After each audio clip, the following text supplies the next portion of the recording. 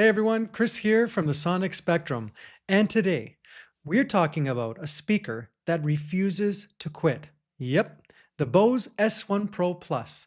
The big question is the Bose S1 Pro Plus still relevant in 2026? Because, let's be real, the battery-powered PA market today looks completely different than back in 2018 when the original S1 Pro first launched. Back then, Bose was kind of doing its own thing. There weren't really that many serious battery powered PA options out there. Well, fast forward to today, and suddenly every company on the planet Earth has a battery powered speaker. JBL has one, EV has one, Mackie has one, Yorkville has one, QSC just jumped in. Probably your toaster is launching one next. No, I'm just joking. The market is crowded. But despite all that competition, I still think that the Bose S1 Pro Plus absolutely deserves a spot on your shopping list in 2026. And in this video, I want to explain why. Now for some context. I actually owned the original Bose S1 Pro from years ago, and I currently own a pair of the newer Plus versions when Bose updated these with the Plus model. They added features that honestly probably should have been there from the beginning, but I was very happy to see them finally arrive. Things like the wireless RF transmitters, better connectivity, app control, USB-C charging, and just overall more polished, refined experience. And I will say this right away, Bose really nailed the user experience with these speakers. They are light, portable, dead simple to use, and the Bluetooth connectivity works flawlessly. I know, Bluetooth works flawlessly should not sound impressive in 2026. The biggest reason I still love these speakers is the sound signature. Bose has always had this very smooth, polished sound that just works, especially well for vocals, acoustic music, and backing tracks, and smaller live gigs. Every time I use these at smaller events, people compliment the sound. No joke, guys. Not once has someone come up to me and said, "Wow, Chris, the transient response was 2.3 kilohertz, excellent tonight." No, they just say it sounds good. And honestly, that matters. Bose knows how to create a speaker that sounds pleasant to both performers and the audience. The wide dispersion from these is also fantastic. They really fill a room evenly without you having to blast the front row into another dimension, just so the people in the back can hear. That is one of the underrated strengths of the S1 Pro Plus. Now, with all that said, you absolutely need to understand what these speakers are designed for. This is where I think some people get disappointed. The Bose S1 Pro Plus is not meant to DJ a 300-person wedding dance floor outdoors. If you try to force these little guys into gigs they were never designed for, yeah, you are going to walk away disappointed. This is a compact battery-powered speaker with a 6-inch woofer. Yes, the bass is impressive for the size, but physics still exists. A 6-inch woofer can only move so much air before it taps out and says, "Chris, I gave you everything I had." But used properly, these things are excellent. I have done small parties with around 50 people using a pair of them, and they performed great. I also use them regularly when I perform at retirement homes, smaller singing gigs, or home parties. Great for busking style setups, ceremonies, cocktail hour, and situations where portability and simplicity matter more than maximum output.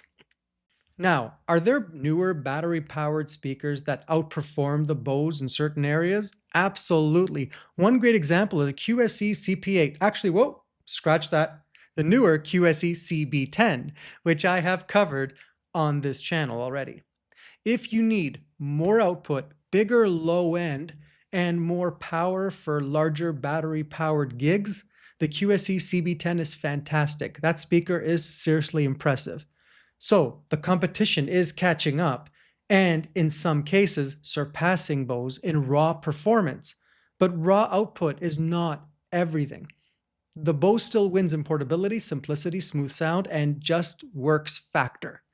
There is something about the overall package that still feels very refined, polished, even years later. And honestly, this is where the S1 Pro Plus still crushes it in 2026. Convenience. You grab them, throw them in the car, show up, you are basically ready in minutes. No extension cords, no running across the room, no heavy lifting, no complicated setups. Sometimes I think people underestimate how valuable that becomes, especially gigging musicians. And if you're getting older, your back starts making sounds. I think we're all getting there, louder than the PA system. The battery life is solid, the app control is genuinely useful, and the built-in mixer features make quick setups super easy. For solo performers, duos, small events, or musicians who just want a clean and stress-free setup. These things make so much sense. Another feature I really like is the auto EQ settings, and I found that to be pretty good with this. So if I put this on a pole, there's a cup inside. It auto senses that this is on a stand, and it changes the EQ a little bit. If it's on a tabletop or tilted back, or perhaps on its side as a monitor, it auto EQs in 4 different positions. So I love that Bose kind of engineered that even in the original Bose that came out in 2018. And I know there's some companies today that are actually using that technology in their speaker cabs. So, kudos to Bose for incorporating this smart technology EQ into a speaker this size and in this category. Can I just add one more thing? Not only is the speaker important, yes, but I did want to add that the microphone that you choose can pair really well together with the speaker. So in my situation, the Shure Beta 87C, I use it wirelessly because there's no phantom on this one. There's no phantom power. But using a condenser like the Beta 87C or the A with this, to my ears, sounds fantastic. So let's not forget about getting the right microphone with the right amount of gear, with the right gear, can sound really good and take you to the next level. So let's not forget those mics. My go-to is still the Beta 87 C with this. I think it's a fantastic combination and they complement each other. As far as pricing goes, I'm going to put the prices up here in Canadian and US dollars. I do want to say this is an investment. These are not cheap speakers. In my opinion, they're on the more premium side. Yeah, can you get some other speakers that are half the price that'll do the job? Of course. But they're not going to sound like this, in my opinion. I can be wrong. No problem. Tell me in the comments, what would you buy instead of this? Let's have the conversation. I want to hear what you guys think too. But just keep in mind, this is an investment and we need to think of it that way, especially if you're a gigging musician, you're making money off these, you're going to see your audience reaction with this kind of quality. And this could even get you booked over and over again because you sound really good. So at the end of the day, is the Bose S1 Pro Plus still relevant in 2026? For me, absolutely yes. I still use mine regularly. I still enjoy listening to them. They still make perfect sense for a huge category of musicians and performers. If your gigs are smaller, more intimate, you need portability, and you value convenience and sound quality over pure max SPL, then the Bose S1 Pro Plus remains one of the easiest recommendations out there. Just understand what it is designed for, and more importantly, what it is not designed for. Use the right tool for the right job, and these speakers can still absolutely shine in 2026. Anyways, guys, let me know down in the comments below. Are you still rocking the Bose S1 Pro Plus in 2026, or have you moved on to something else, maybe something newer? Thanks for watching and hanging out with me. I will see you in the next one.